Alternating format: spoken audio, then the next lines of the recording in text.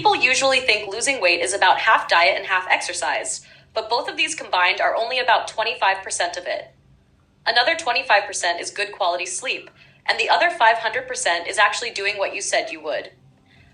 Luckily, if you start a diet right now, there is a way, an easy way, to make it almost impossible to fail. Step 1 is to get inspired. There is always a spark that makes you decide you want to change, and it's usually seeing someone else who is way more fit than you, or seeing yourself in a picture. Either way, inspiration is strong, but only ever lasts for a day, and then it's gone.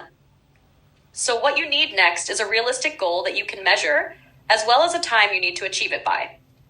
For example, I'm going to lose 5 pounds by July 1st, and another 5 pounds by August 1st, is something you can measure.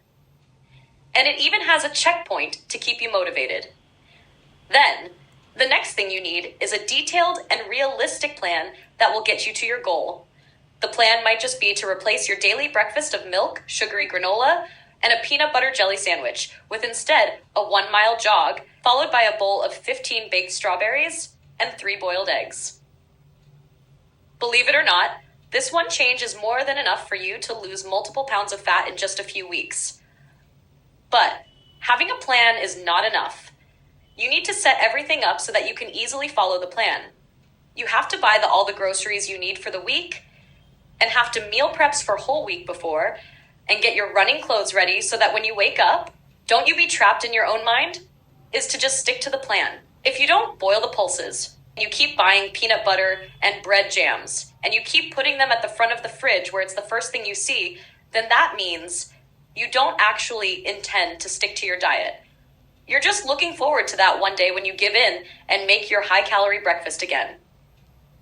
If you want to make it easy to eat healthy, then make it hard to eat junk food. Of course, that's easy to say, but no matter how much you try to avoid even looking at junk food, you need to expect that there will be hard times. Like when you accidentally trip and fall face first into a booted IHOP, you see that every item is over 1,000 calories, and you get the temptation to say 5 of the most dangerous words in diet history. You can pick from any of the following options. A, 1 cheat meal won't hurt. B, I'll actually start dieting tomorrow. C, I just won't eat later. Or D, maybe I'll just start bulking. And it's times like this when you need willpower, which is the ability to tell yourself no. You can build up your willpower by anticipating all the excuses you're going to make and practicing saying no to all of them. You can even practice walking away from bad choices. But keep in mind that willpower isn't infinite, so you can't always rely on it. You're better off just avoiding the temptation in the first place. Finally, the real cheat code to motivation is doing something for so long that it becomes a habit. If you can get to the point where you wake up and automatically go outside for a jog or do yoga at home, and meal preps help the plan becomes 100 times easier to follow, and it'll keep getting easier every day you do it. Eventually, you might even start to like eating healthy and exercising. At which point, like for many other people, it's no longer a lifestyle choice, but instead your entire personality. And this is the ultimate goal. Anyway, let's move on to the basics of fat loss. There's no real accurate way to track it besides progress pictures and weighing yourself once a week. For the progress pictures, just know that you won't see much change in the first few weeks, and maybe not even in the first few months, because your body first prioritizes losing fat from places that you probably can't see. But once you start seeing visual progress, it starts to become more and more noticeable very quickly.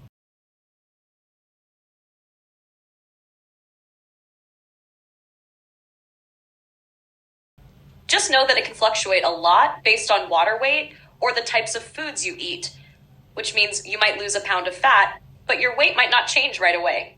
So instead of looking at your day-to-day progress, just look at your average week-to-week progress.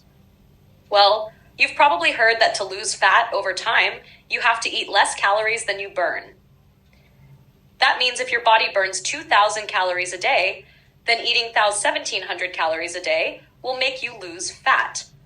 That's because the body will use energy from fat and a teeny tiny bit of muscle to help cover the 300 calorie deficit. And if you drop your calories even lower, to 1,500 or even 1,000, 1,200 a day, you'll lose fat more quickly, but at the expense of it being way more difficult for you to maintain.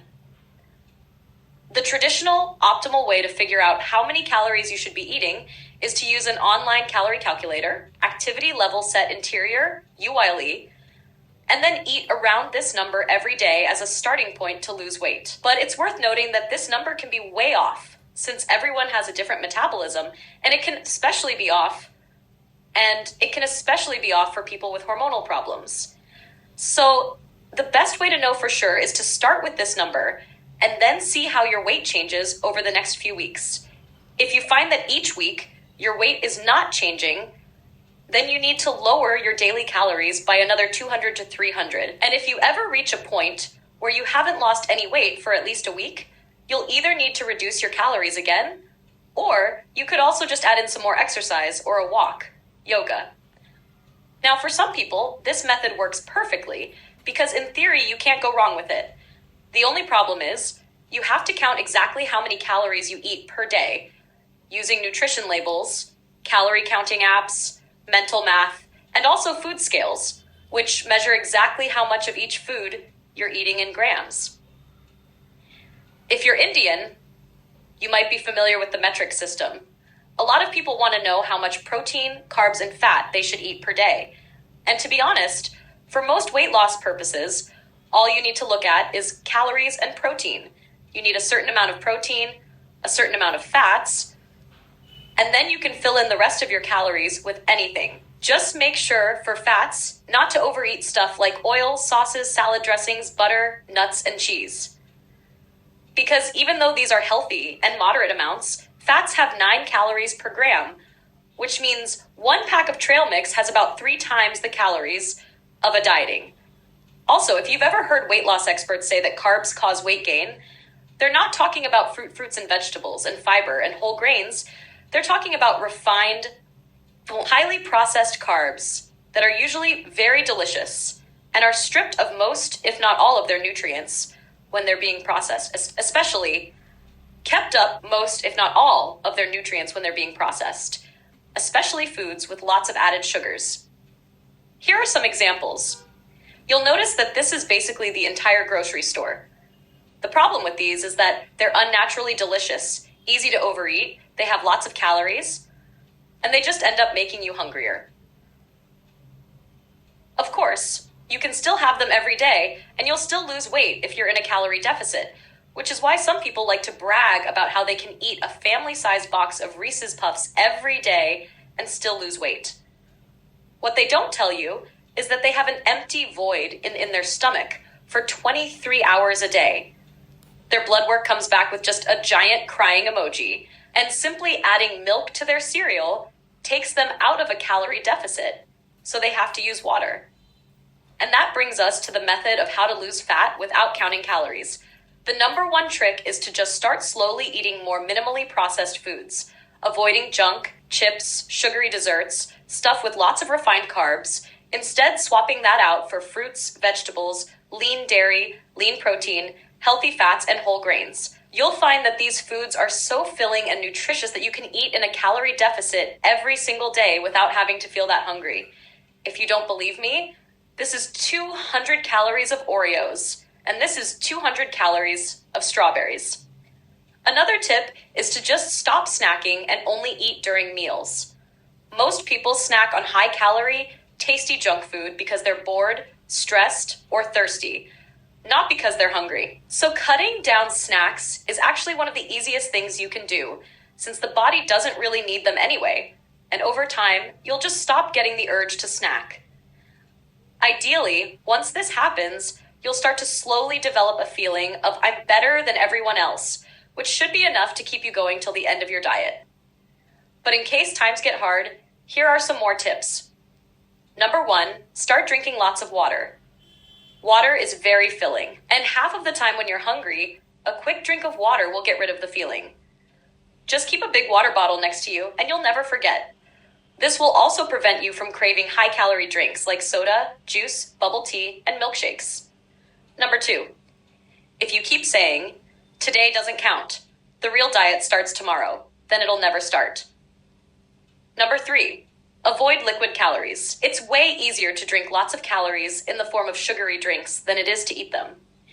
Number 4, low-fat shredded cheese, keto bread, cauliflower rice, egg whites, and even peanut butter powder are low-calorie swaps you can make. Number 5, you can make healthy meals like this, and this tastes good with 0-calorie condiments and spices and sauces and 0-calorie sweeteners. But don't overuse them, because in general, the tastier your food is, the more cravings you'll get for tasty food. Number 6, use 0-calorie diet sodas to your advantage if you have sweet cravings. Number 7, these are some examples of high-volume, high-fiber foods that fill up your stomach but are low-calorie. Number 8, eat around 3 to 5 meals a day since it helps you avoid long periods of feeling hungry. Number 9, save your biggest meals for times when you tend to get the hungriest. Number 10, many people find it easy to be in a calorie deficit when doing intermittent fasting. It involves only giving yourself a 48-hour window to eat and then not eating the rest of the day. It might sound hard, but just know that when you don't eat, you won't just be constantly hungry. Hunger comes and goes in waves, so if you just wait, you won't get hungry. Number 11, eat more protein, because protein makes you feel satisfied. You also burn about 20 calories just to digest 100 calories of protein. Number 12, speaking of protein powder is good, but it's processed and it's a powder that you drink, so it's not really as filling as other protein sources. But if you need it to meet your protein requirements, then drink it with water. Number 13, if you want to, try black coffee or tea, since caffeine slightly boosts your metabolism and slightly suppresses your appetite. Number 14, use smaller plates, smaller bowls, and smaller portion sizes because it tricks you into feeling full quickly. Number 15, if you mess up, don't take it as an excuse to start eating tons of junk food, because even though messing up wasn't part of the plan, giving up was never part of the plan. Now on to exercise.